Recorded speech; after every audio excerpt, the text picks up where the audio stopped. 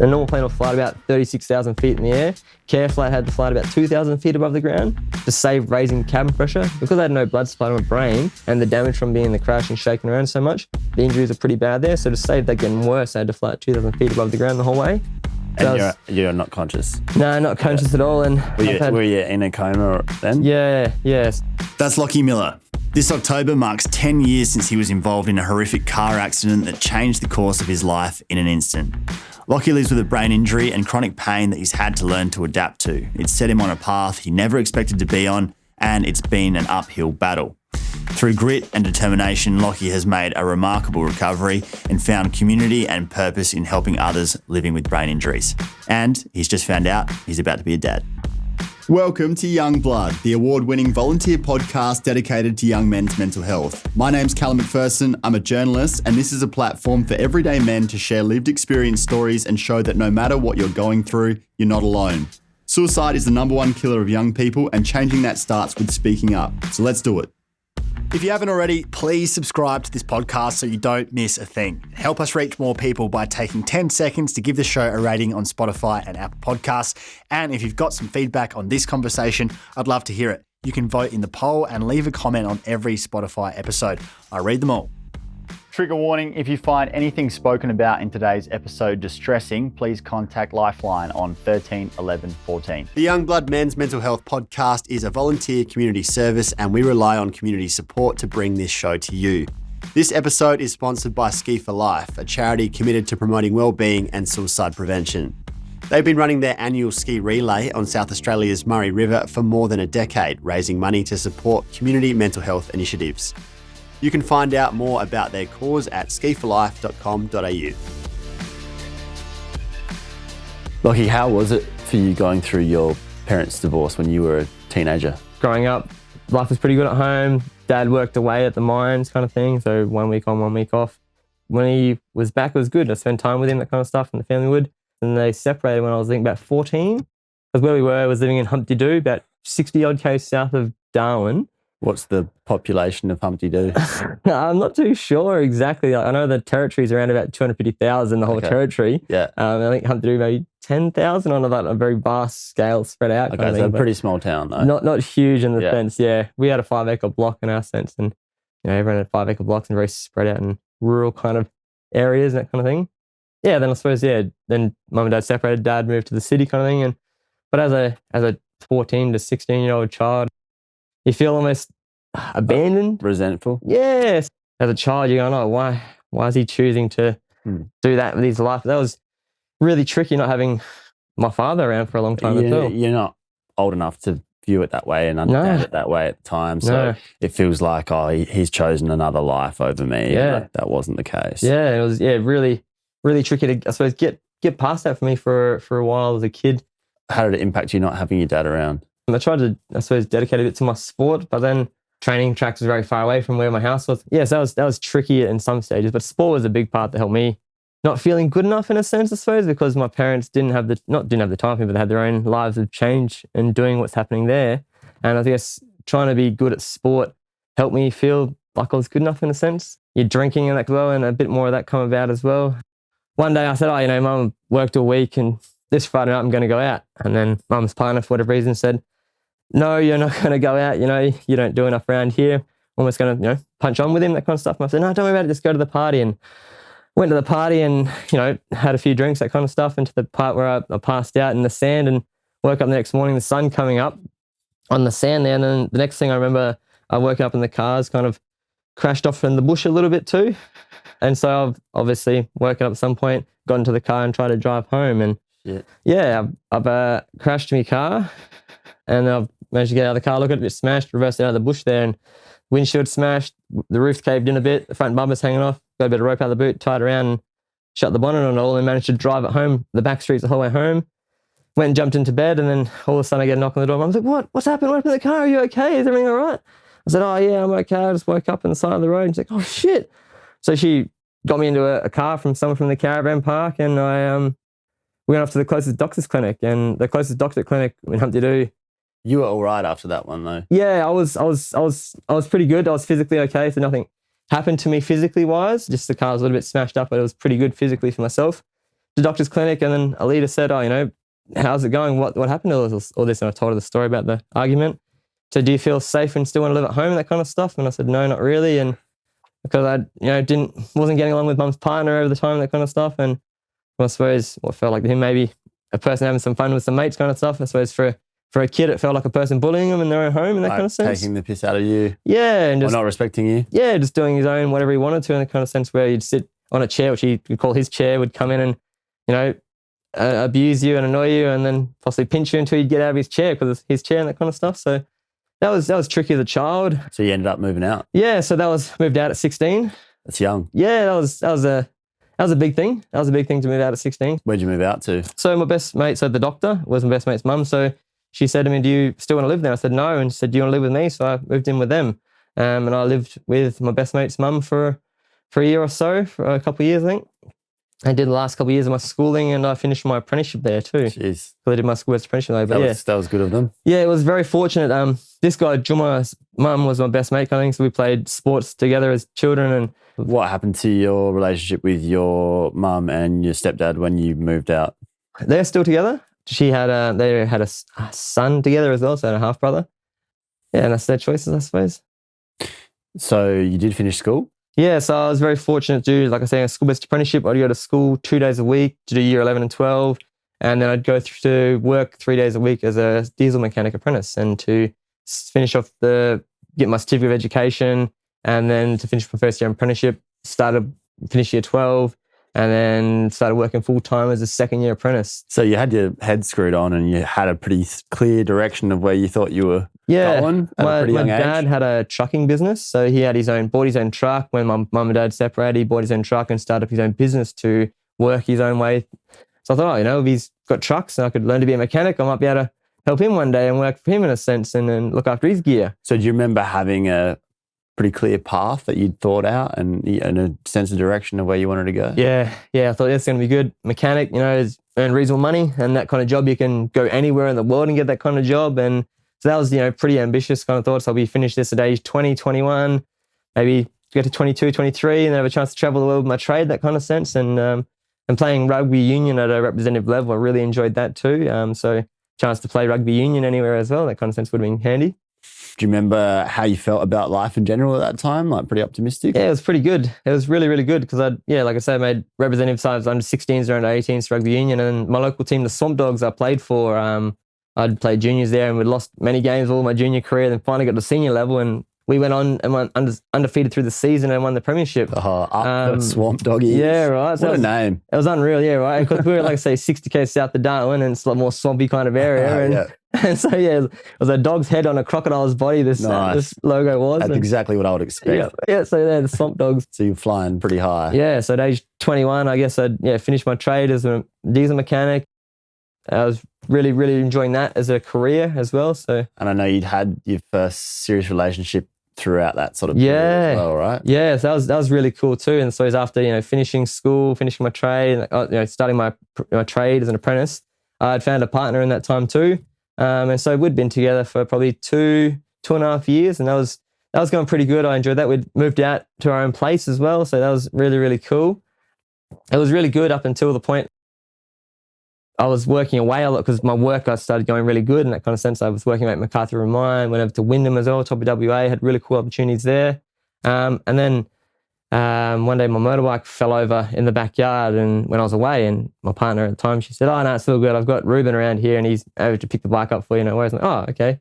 That sounds cool. It's interesting why he's around." And there's a message coming around about 10 o'clock at night as well from her saying, "It's all right, you can pick it up while he's here." I'm like, "Oh, okay, that's interesting why he's here," and that kind of stuff. And then either way, I've come back and from the time away, and then she said, I look to probably break up now, kind of thing. So yeah, that was a bit tricky after 2.5 years. I think it's going reasonably okay, and then all of a sudden starting to work away, and then she wants to. So she cheated on you? I imagine so. I can't confirm that or deny that kind of thing, but at the same time, this fellow was around at the time at late nights around my place when I wasn't there, that kind of stuff. So who knows? Was he someone that you knew? No, I didn't know him at all. And then probably a few weeks after we separated, they all of a sudden started dating as well. So, it just makes me think there was probably a bit more of it going on before our separation between us two. But so how did that impact you at that age? That was pretty tricky, I suppose. I was 20 years of age, and just finished my kind of trade. And then, she left me in that way. And I was thinking I was, maybe had the person that I was going to be with for the rest of my life possibly as well, kind of sense. And, we'd spoken about kids before in different senses in a time. And I'd say I was going to be at that moment, maybe in a few years' time. But I saw a bit of a future with this lady at the time. And then for that to unfold and go that way was tricky. And not to say I went down a dark pathway, but I didn't look after myself in the most healthiest way. Like from the outside looking in, probably would have looked pretty good, but really from the inside looking out, it was a lot of struggle at that time. And did you notice a change in yourself at that time? Yeah, I guess she'd stricken my social life to some degree just because she was, worried and jealous I was going to be the one out going and cheating on her in a sense. So I didn't really go out and do as much as I used to. But then, so I'm like, well, that's it. I just went out pretty much all the time then. I was still working a lot as a diesel mechanic and working minimum 10-hour days, but then still going out 3-4 nights a week, early hours in the morning, and then a bit more drinking, come about as well. And then working in the trucking industry, it was easy enough to get any kind of drugs from different truck drivers and that kind of sense. So other different things came into my life as well. And not to say I was going downhill, but I probably wasn't living the best life I could have been at the time. So what was your frame of mind around that time?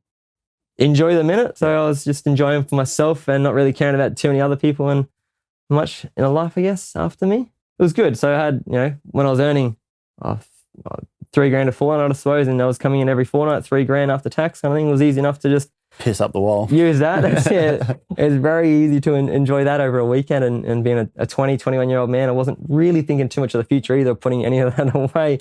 So it was.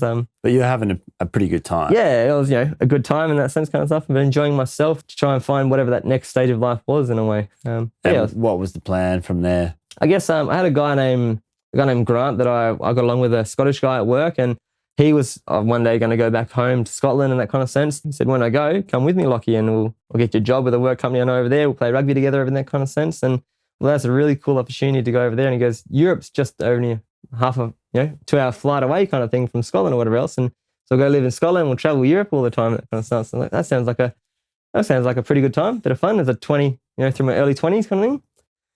So that's where you were heading.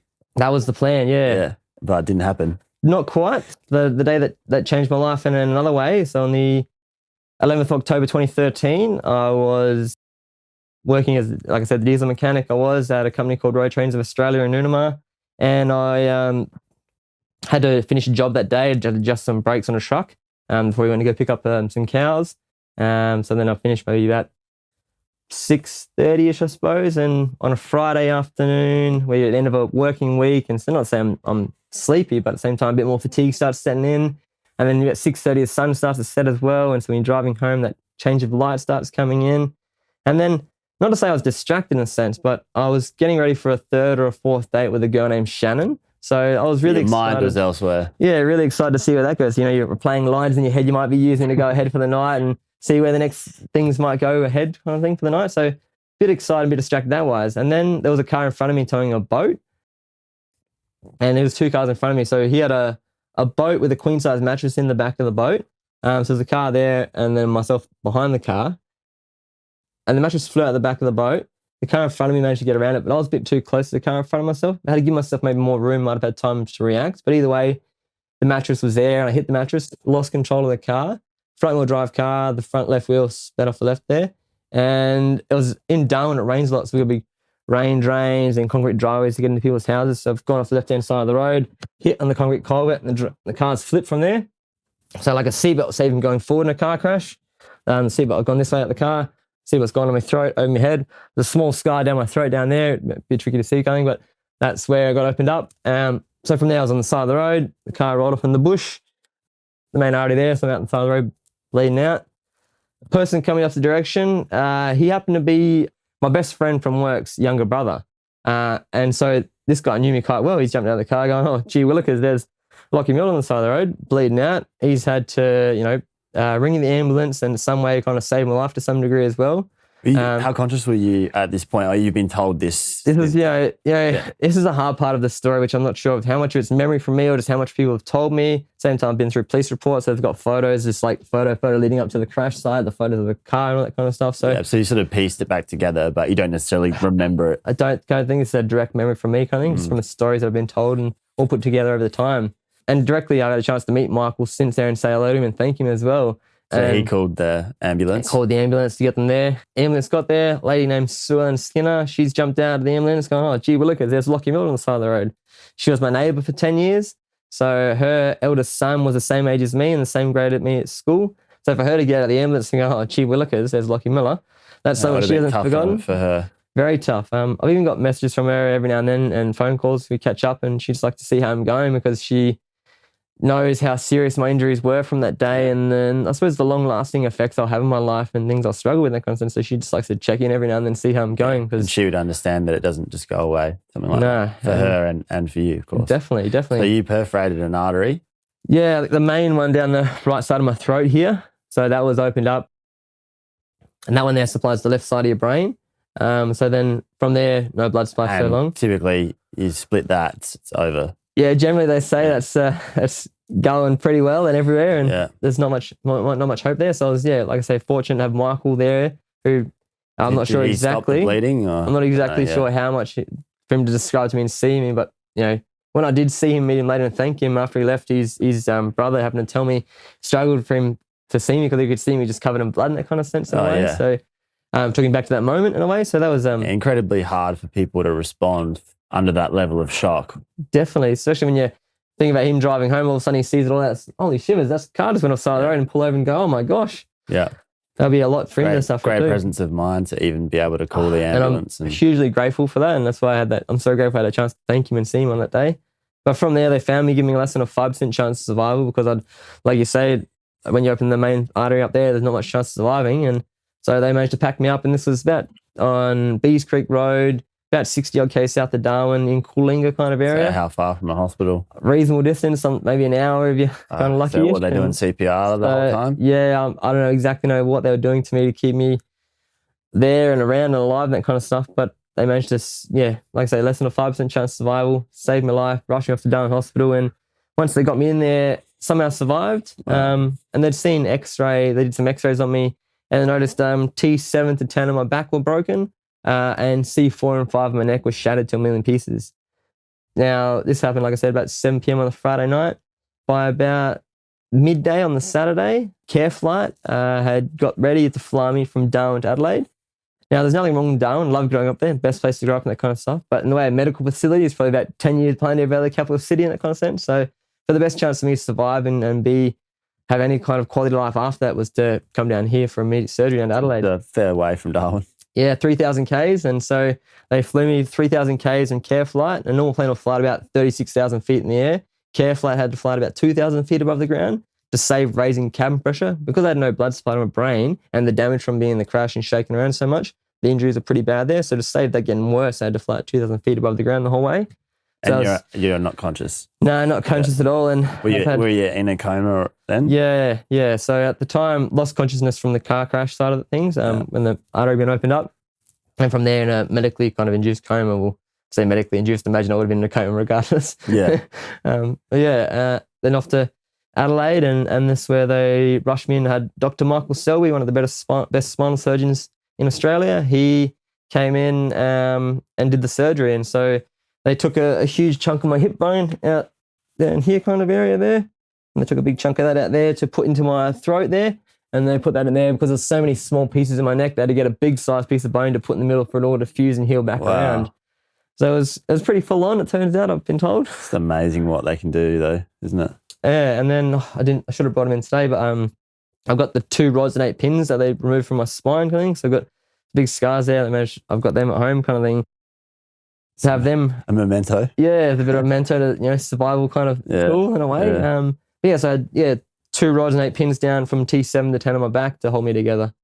So that was a lot. So do you see it as a miracle? Well, you don't use that word.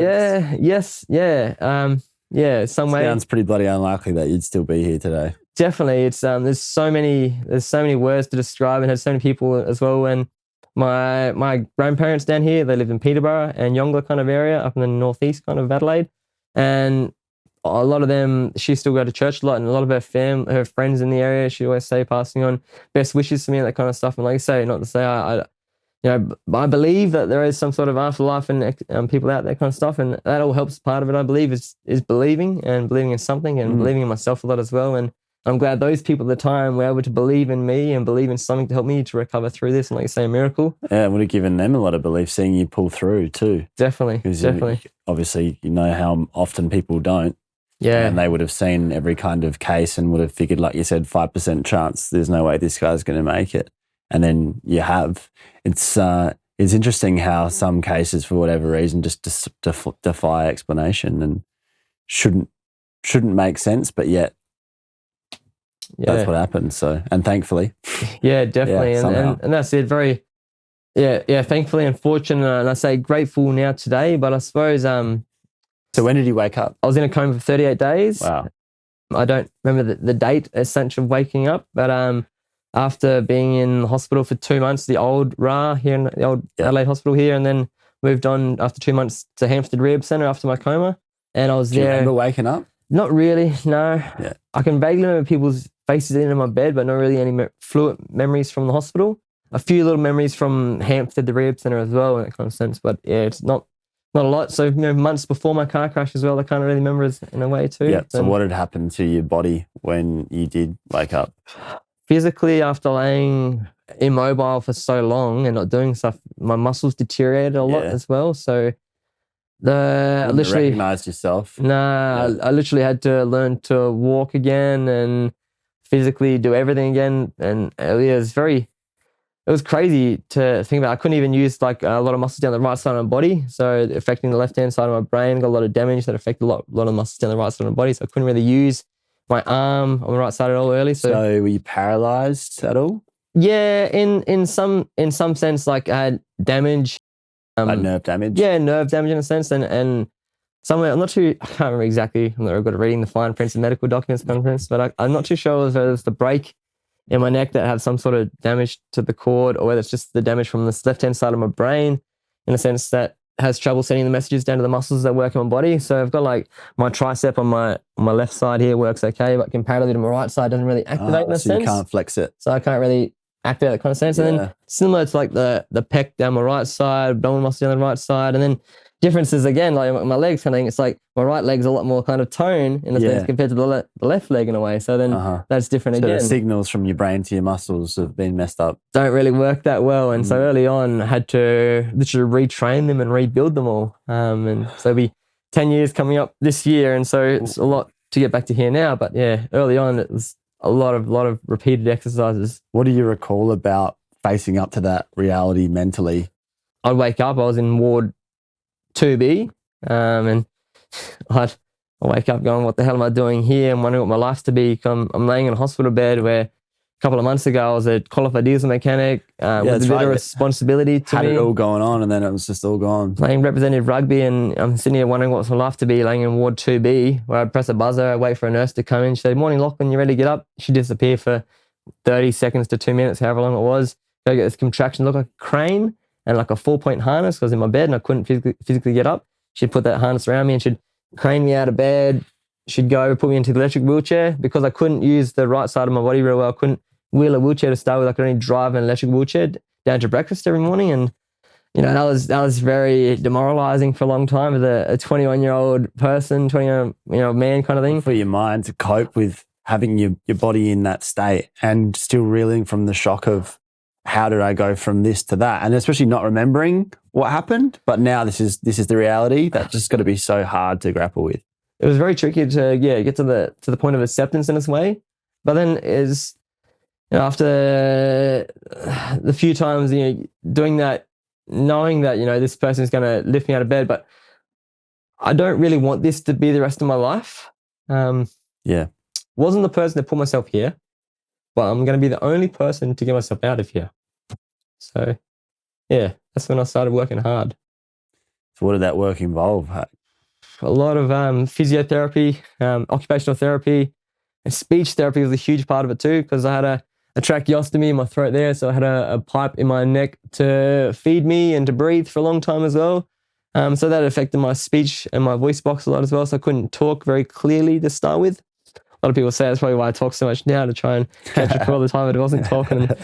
But then, so, you often you wouldn't be able to be heard, couldn't speak clearly, so you have to repeat yourself 4, 5, 6 times over. And then after a while, people can't hear you, you think, what's the point of talking? They're not going to be able to understand you. Then all of a sudden you start going in yourself, negative thought coming in, and you're your own worst enemy, your worst critic sometimes. And so those spiraling thoughts kept going without being able to talk to them, because I physically couldn't.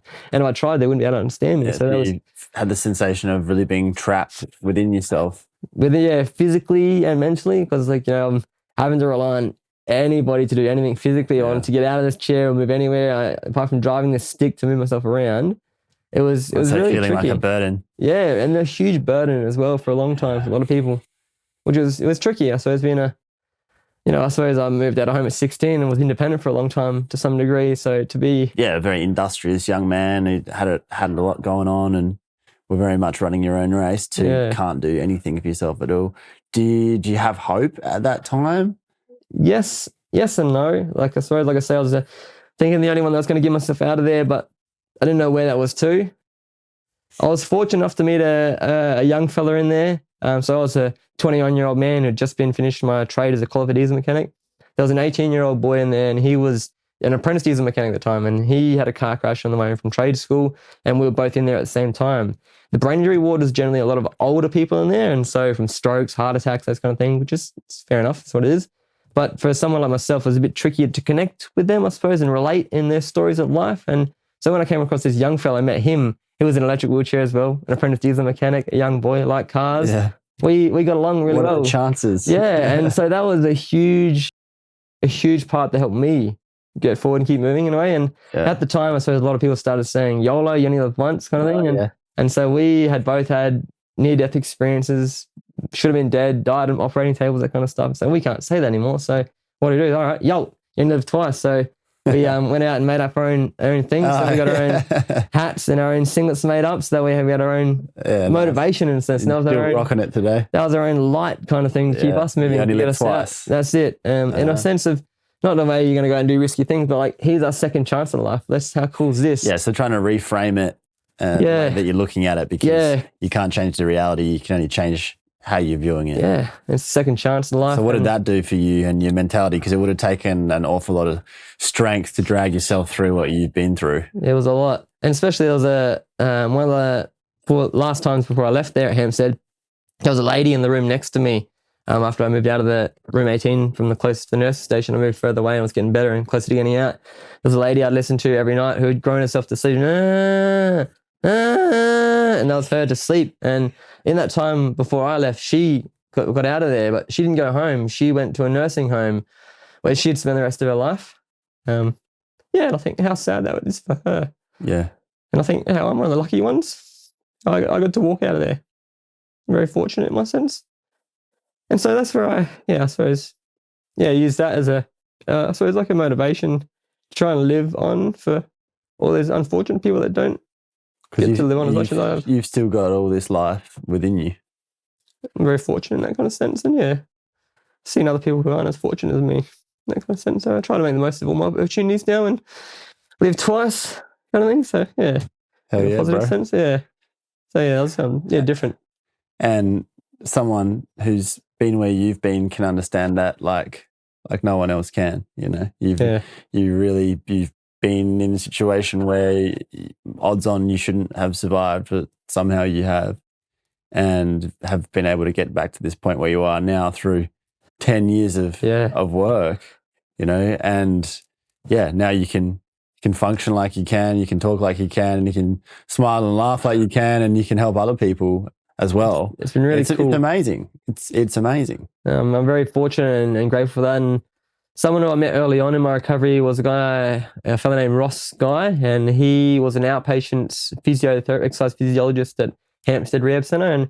And when I left the inpatient to outpatient exercise part, he was in the community and went and visited me at a gym once a fortnight and helped me keep moving and kept me motivated to keep pushing on my recovery, and gave me the strength to go every day, twice a day for the first 18 months of my recovery to try and get back to the physical fitness I can be. He gave me the goal as well to, why don't I try to run the City to Bay? I said, all right, why not? Set the goal for myself and gave it a go. And so 11 months after the car crash of breaking my back and breaking my neck, and in only early on in my recovery, first time walking 10 meters, taking me 42 seconds, the equivalent of doing 100 meters in 7 minutes kind of thing. I went out and ran the City to Bay and did that in an hour and 18 minutes. Wow. So that was pretty cool. I was really impressed with that, and I was very happy with someone like Ross who managed to help me out and help me stay motivated and keep training through it all and get a part of that. And even to the degree I did the City to Bay the year after as well and did an hour and 2 minutes to try and beat it again. And I was really happy with that kind of thing. And it was really cool to have the exercise as part of my recovery, I think. So, how did all of that training and then the end result change the way that you thought about yourself and saw yourself? I found like having goals set in my recovery has been a good part to have there, in a way to keep me moving and motivated in a sense. But at the same time, a lot of time I have very ambitious goals, people always say, and I had so many goals that I have achieved, but I've got more goals that I can't count that I haven't achieved in that sense. But that's okay, because in the sense where, I set my goals up here, and then if I hit somewhere around here, I'm happy with that. And not to say I'm disappointed either, and I'm not saying I could have got higher, but I'm really happy with where I got, because I managed to get out, give it a go, and believe myself to have a go at whatever that goal was. Aim for the stars, land on the moon. Exactly, man. Exactly. So, and that's been really, really cool for me. And so having those incremental goals, and a lot of them, and achieving them bit by bit, that's been really key to keeping you going and keeping your mindset healthy. Yeah, definitely. And I found one part of it probably was thinking early on my first goal, I achieved it, and I thought, maybe that's the part where I'd be happy, and then all of a sudden it will be done kind of stuff and everything's better again. But then I realized, all right, now what's next? I've got to set another goal and do that kind of stuff. There's always another mountain to climb. Yeah, and then I'm not less always letting that kind of get to me going, oh, no, I've achieved the goal, what now kind of thing. But I'm going, all right, cool, I've done that goal. Now I can go and choose some other cool goal now, and let's go choose the next goal, and then go choose the next thing, and using it as also like a learning to be able to celebrate it along the way. Yeah, that too. And not like waiting to be happy till you achieve this or that, because you never get there. No, you're already doing it. Yep, and that's it. Enjoying the walk or the journey, whatever it is, to that achievement point kind of stuff, and don't think that you can only be happy when I get there, or only be happy when this happens. Because keeps moving as well. It does. It's always moving. It's never going to stop moving. Like sense. So trying to always find the joys in every moment, whatever it is, kind of sense. And has that been a skill for you that you've had to work on, finding gratitude? The joy? Yeah, it has been tricky at times. And one thing I suppose I've learned to realize is appreciating the good times and the gratitude that when I have them as well, and that kind of stuff, and be grateful for it, and let myself appreciate them too. For that time, whether it be 10 minutes, 20 minutes, an hour, a day, or however long, let myself that time to appreciate the achievement or whatever that goal is. And then, park it aside and put aside, all right, let's go do the next part of it kind of thing. In a way where I suppose I think of emotions on like a scale to some degree, where it's like, I can be at the highest point of the emotion here or the lowest point of the emotion there, but finding ways to get myself through the next part of whatever the emotion is kind of thing. So I am feeling happy at the highest point, knowing how I got there as well, and remembering how I got to those points there, and having those trigger points myself. So when I'm feeling down in times, I can use those other trigger points to remember how I get myself back up onto the good times of scale. You've had to develop a really deep understanding of yourself and your psyche and how you work to try to manage this. I mean, we all need to do that, whether you've got a disability or not, but it's not just something that you just have. You've got to work on it. It's been very tricky looking under the cover to some degree. What things are you hiding? And it's not from the world, it's hiding from yourself that you're not willing to deal with or grow forward with, that kind of stuff. It's not comfortable. Yeah. Can you name what some of those things have been? Yeah, I suppose like I was talking about earlier, not feeling good enough in life full stop, and then, relating it back to possibly thinking that maybe it's because my father, I didn't see him as much, and then my mum, how she, I moved out of home at 16 kind of thing, and thinking I wasn't good enough for them or good enough for that part of that family kind of stuff, but knowing that's not the truth kind of thing. It's not me and that kind of stuff. And talking with psychologists and ways learning to deal with that, I am good enough. And then that's,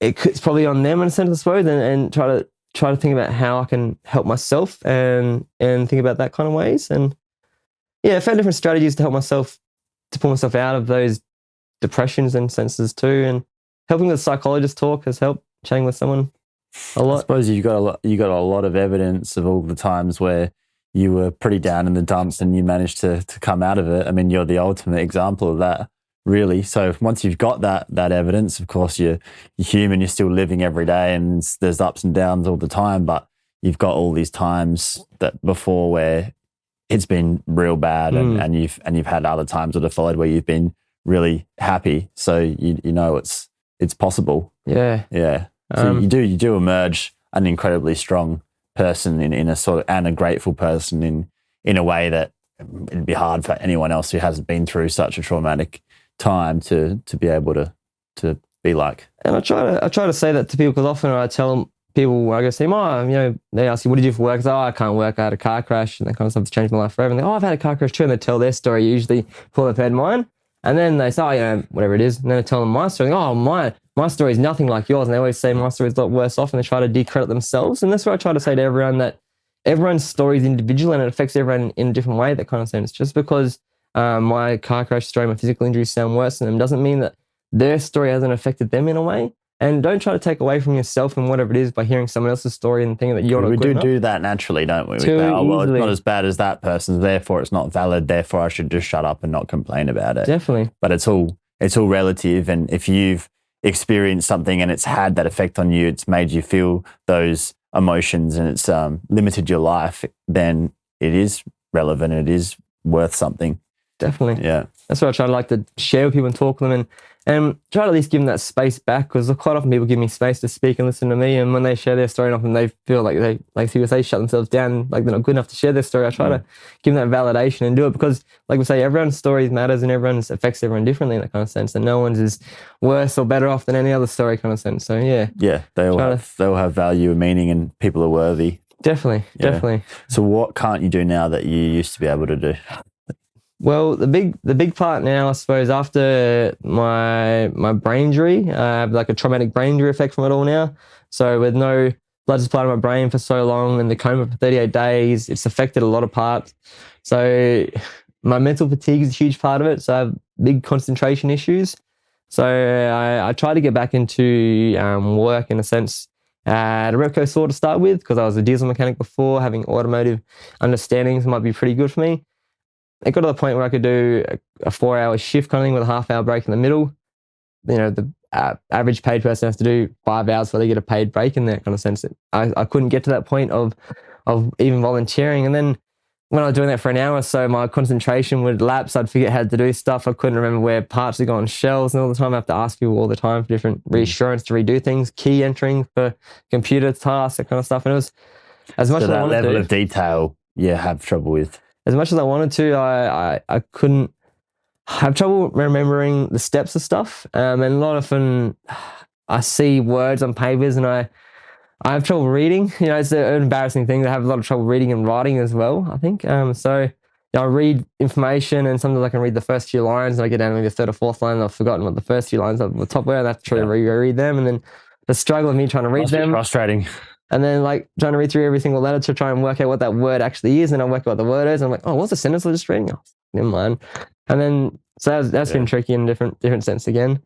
So you can't work? No. So yeah, that's been really, really hard for me to try and return back to, a normal job or any kind of paid employment that would fit without having so much monitoring going on of me, or someone ticking over my shoulder every few seconds to watch what I'm doing. That kind of, so it wasn't very viable for the companies that I was volunteering at to have me on as a paid employee, which was very hard to hear at the time when you're a grown adult who thinks they can do stuff and pretty good, and they have to tell you that as great as a person you might have around the company and hang around with and share with kind of stuff, we can't physically get the justification of paying you because you're not worth the money in a sense, and saying it in kinder words than that, but it's hard to hear that.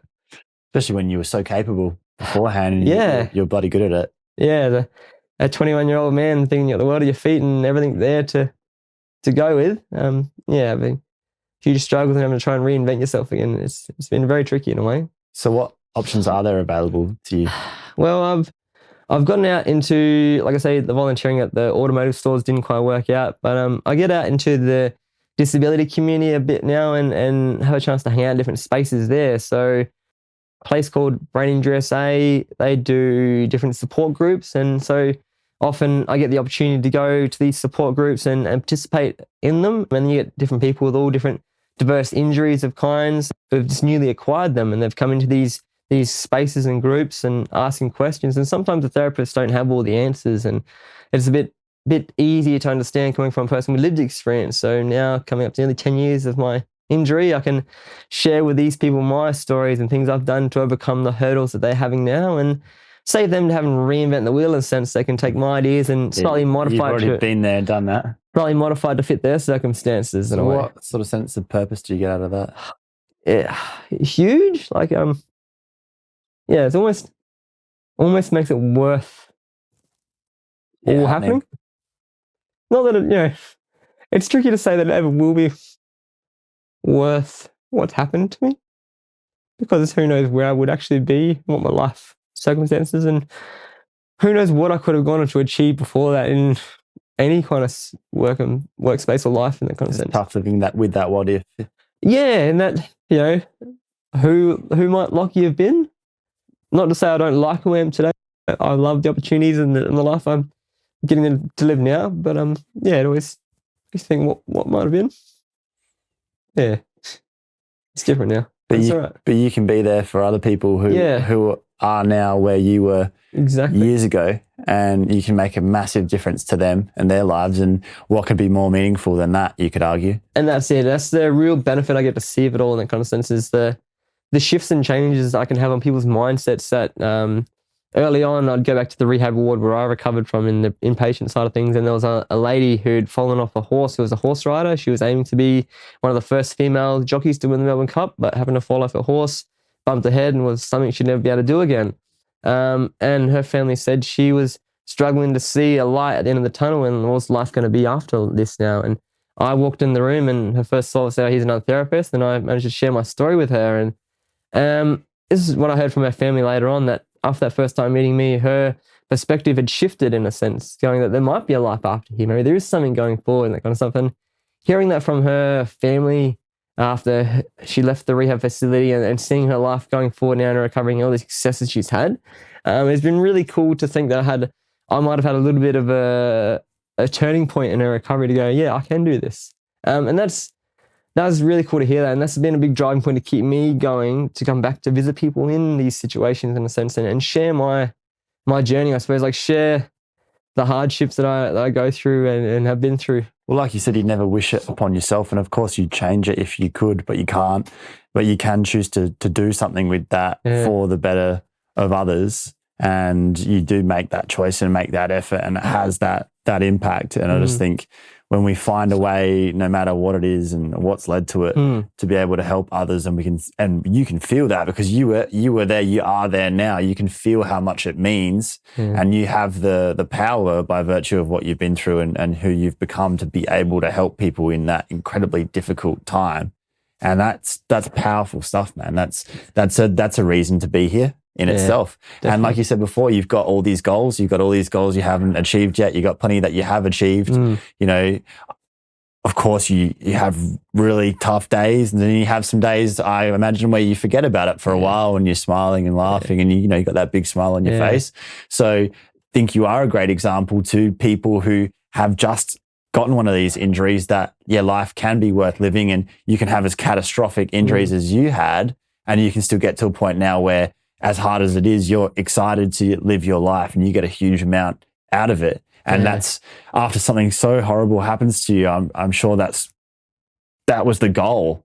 Yeah, definitely. And in a really cool way, I was early on in my recovery, very early on, working hard at the gym, like I say, twice a day. And people at the gym go, "Oh, you do so cool, work so hard at the gym, Locky. You must work really hard at your job. What do you do?" And I had the chance to tell my car with a car crash, and they said, "Oh, wow, your story, you spoke so well, then you maybe should do sharing or speaking in that kind of sense in the future, and share your story. You might be able to motivate people in different ways." And I thought that'd be a really cool thing to do one day when the opportunity came up. And I was chatting with my uncle about it, and he works in the fire department, and they do a program called RAP, the Road Awareness Program, where a firefighter goes out to Year 11 students predominantly around the schools around the state, and shares a day in the life of a firefighter. And they stage the car accident as well sometimes. I've seen that Not so before. much anymore. It got a little bit too time costly to get a car at every single Yeah, school. I remember that from school though. 'Cause Yeah. it was just such an impactful thing. Yeah. So yeah, they say the day in the life of a firefighter, because I think 80% of their work is going to car crashes, and the firefighters are sick of cutting people out of cars. And the best way of trying to do it is, telling people about it. And so I come in at the end and share my car crash story there. And that's been an amazing opportunity. And I've loved that to be able to go out and do that. And after every speech we do, the kids fill out a form and they say how they were before and how they want to be better going forward. And then they have to write a few notes down at the end, so tips and tricks that they took away from it, or some nice words to the presenters. And that's been really cool to have those messages from those kids. And even adults have done a lot to different adult presentations and different sporting groups as well. And having those kind words from them saying, thank you so much, it's helped me shift my perspective on the road, because they don't want to cause that kind of pain or suffering to themselves or others and their families and friends in the recovery And who time. knows what the true impact of that is, and who you've saved, and who hasn't been looking at their phone when they're driving because they saw you give that talk. That's tremendous impact that you make there. And you are so articulate. You wouldn't know you have a brain injury. You're such a good communicator. And obviously it's a big passion of yours as well, trying to find channels to be able to do this, because it gives you that feeling of really helping people. Definitely, especially early on. Like I said, I've seen a speech pathologist for the first 4 or 5 years of my recovery, where people have to ask you to repeat yourself over so much, and because I'd often speak very fast and slimmer words because I get excited. So it's something I'm a bit more conscious of and trying to slow it down and speak clearly now. And yeah, that's why I'd love to get out and do that more, sharing in a way, in that kind of sense. And I was very fortunate. I got a chance to go to Darwin last year and speak at Street Smart High up there in front of all the Year 11 students of Darwin, of 1,500 people or so, and share my story in a positive way to help them be safer on the roads, that kind of sense. And I was fortunate enough I get to help out around the Adelaide version as well. I'm not much of a speaker there, but in the halftime, the kids are all going around and seeing the stores, that kind of stuff. And in the fire department, we've got a dog and a dog suit kind of thing. So I get to jump around in the dog suit and dance around in there for a bit of fun. And so that's a cool different side of it that I get to do a bit more fun too. So yeah, awesome. Yeah, so there are some really good opportunities there, and I obviously have some fun doing that and really help people too. So and you started your own cricket league as well. Yeah, that was, I couldn't believe that. So one of my goals was to get back into community sport after my car crash, and so I was very fortunate. My cousin played cricket here for the Woodville Recabites, so I went down and started playing with him, and I think now this is probably my 8th season playing since my car crash. It was really cool. I'm enjoying that. But then on the side of that, I had a cricket coach who was helping me train to get a bit better, to keep up with all the average or the uninjured people to some sense. And he said, I've got a lot of other people out there who have had disabilities and injuries that don't quite fit into the average cricket leagues. Would you be able to help me try and set up a cricket league so we can have this avenue for everyone to play in? I said, I'd love to. And so we reached out to a few cricket clubs, and we got Goodwood on board, Ranella Cricket Club, and we got Para Hills as well, and started the Adelaide Inclusive Cricket League for people of all kinds of differences to come in and have a go at playing cricket. And that was really cool to get it off the ground last year for the first time. And this is our 2nd season coming through now. And that's been an amazing thing to be part of. And the fulfillment you get from that, and the joy, because, you see the smiles on these people's faces who have never fit in the community, in a sense, or been able to hold a ball or a cricket bat in a way and do it with a club, in a sense. And we got the full kits of colours and coloured uniforms, that kind of stuff, and feel like a real team. And it was really, really special to be able to have that opportunity to do that and see the smile on these people's faces. So you give people a community that they haven't had, and you, as I understand, having community just means everything to us as humans in general. And if you don't have a place to belong, it's so hard, and it can give people so much for their lives. So such a cool thing to do, to make happen, and not just have the idea, but actually turn it into a reality as well. But either way, there's been a really cool opportunity, and I've loved it. And like I say before, I played rugby union. I used to train 4 or 5 nights a week, and I'd coach with the junior side too. And that community was really a good part of it. And after my crash, I didn't have that community and sense around to get into. So that's when I have had the opportunity now to start that and show other people this kind of space and create it there too. So it's really cool, and I feel really, really proud and happy to be a part of it. Hell yeah, it's such an achievement. You've rattled off quite a number of really cool things that you get to be a part of, that you've had a big hand in making happen. You got to be proud of that. You got to be happy with that. Yeah, I'm very. I'm good at coming up with ideas, and the hardest part, I suppose, I've got a lot of the frontal lobe damage in my brain, so I'm not very good at putting things into steps and making them go forward. So I'm good at having an idea and talking to someone, and that person goes, "Oh, cool, let's make that happen." And so, like, you need some help. Yeah, a few years ago when COVID first happened, Brain Injury Awareness Week, everyone gets together in the brain injury community, has a group setting together. I thought, oh, it's going to be different this year with COVID not going to be able to get together. So I reached out to my friend Lauren Spear, who's a really, really awesome lady I've met over the time, who's started up her own brain injury support group of the Orange Butterfly. And so I reached out to her and said, "Hey, Lauren, COVID's going to be making Brain Injury Awareness Week harder this year. Why don't we try to do an online version of it and make a website of this all? And you're pretty good digital side of things, and I know people can get stories out of people, so let's come together and make this together." And so we made a website. Was it BIAW Brain Injury Awareness Week 2020 .com, the website in a sense, and it had a story of all different people's brain injury stories of the life beforehand, injuries that's changed it, and then the newcomers of what they've managed to do and achievements in a sense of yeah, I reckon I might have even seen that website. Yeah, because a former guest, Ed Fowler, yes, I had on the there. podcast, and I reckon I saw his story on that originally. Awesome. Yeah. So we reached out to him and got him involved as well, and a handful of other different motivating stories that we've found because I had that chance to get out in the community through Brain USA and speak to people and hear all these cool motivating stories. But I know everyone doesn't always get to do it. So I'm like, how can I make a way that everyone can hear this story and get the same motivation that I have? And Lauren helped me with that website. So you're a real connector, man. Yeah. I like to try and give other people the same opportunities that I have had in a way because, I like to think of, I like to try and give people equal opportunity because a lot of time, especially in our sector, I suppose the disability community in a way, a lot of time people don't always get that opportunity or that chance or get overlooked in a way. So, and me, not to say I'm not in that community, but a lot of time when you first see me visually, I would not fit in the disability community. Think, oh, there's a normal average looking person. In the gorgeous beard community. Yeah, right. And so that fits out really well in that sense. People just go, no worries, and talk to me in that sense. So I have the chance to bridge that gap in a way. And then I can start talking to people and go, oh, how about this in the disability community? You hear about this kind of way and start shifting people's opinions and views on different stuff in a lot of different ways. So I feel very fortunate in that way that I get to do that.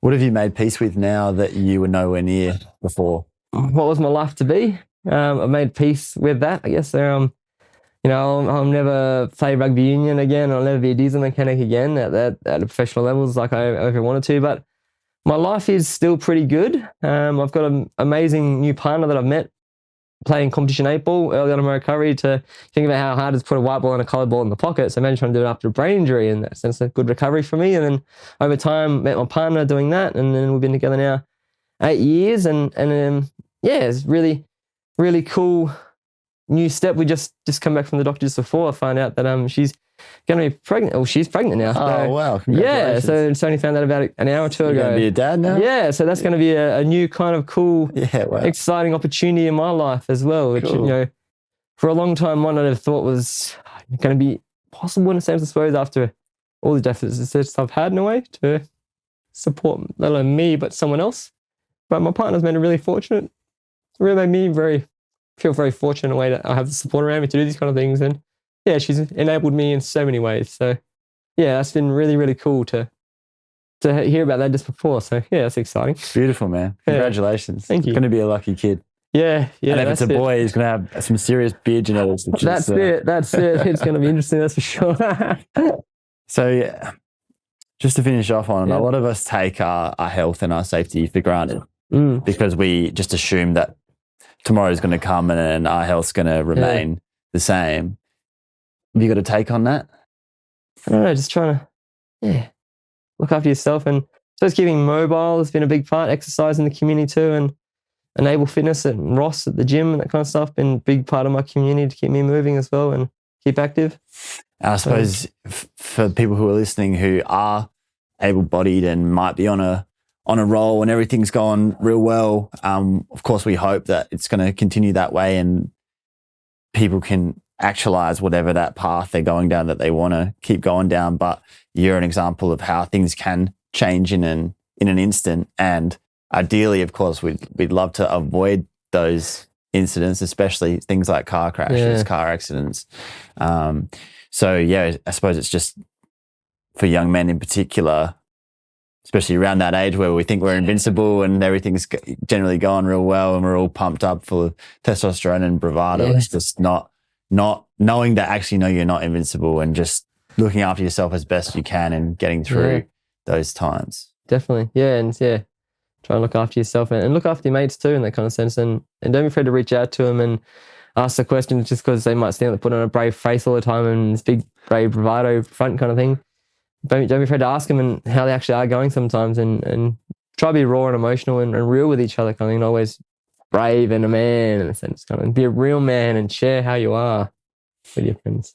Beautiful. I love that, man. Well, dude, thank you for sharing your story, and thanks for doing so much in the community. Yeah. I think everyone says inspiring. It is. It's just beautiful to see someone who's been through what you've been through, doing what you're doing now, being so passionate, having so much to live for and strive for, and just having that event be part of your history and part of you, but it hasn't stopped you either. And you've got a great life ahead still. And I think that's just such a positive takeaway, especially for people who are in that position. Definitely. That's what I found. Just trying to, no matter what the negative situation is that I have in my life come across me, always just trying to find that positive from it. So even, having those negative parts, whatever it is, and just going to bed at the end of the day rather than going on the negative thought, trying to pull that positive thought out of your head, and whatever it was, I had a good day with this part here, or whether the tea in the morning was good, or my breakfast or my dinner or something, try and have one positive to go to sleep on, and whether you write it down, have that bit of gratitude you can go to bed on, always helps me to go into the next day sometimes. Just focus on that. Yeah, positive. Always find the positive outcome somehow, or one positive little bit out of it, and you'll be on the way up again. Good advice, man. That's it for this episode. If you like what we're all about, support us by following Young Blood Men's Mental Health on Instagram and Young Blood Mental Health on TikTok. Every podcast episode is recorded in professional quality video, and they're all up on our Young Blood Men's Mental Health YouTube channel. So please show some love and subscribe. Thanks to our local business supporters, Herd Financial. You can find everything there is to know about the podcast at youngbloodmensmentalhealth.com. And most importantly, please share these stories with anyone in your life who needs to know they're not alone. We're all in this together. Catch you next time.